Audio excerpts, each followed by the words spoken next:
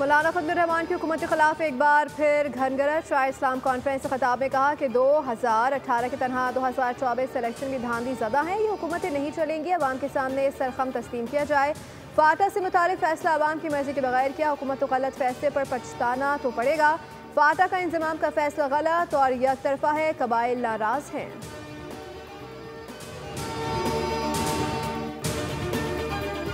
दरिया स्वात में तीसरे रोज भी सर्च एंड रेस्क्यू ऑपरेशन जारी। अब तक 51 अफराद को महफूज मकाम पर मुंतकिल किया जा चुका। 14 लापता अफराद की लाशें मिल गई। एक बच्चे की तलाश जारी। रेस्क्यू टीमें दिन रात इमदादी कार्रवाइयों में मसरूफ। अवाम से एहतियाती तदबीर इख्तियार करने की अपील।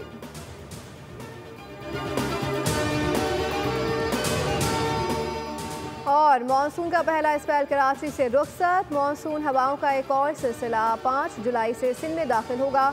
महकमे मौसमियात मुताबिक दूसरा स्पेल कराची में कब असरअंदाज होगा, ये कहना कबर इस वक्त है।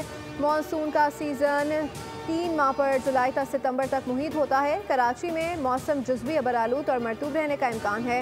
रवा साल सिंध भर में मामूल से ज़ायद बारिशों की पेशगोई।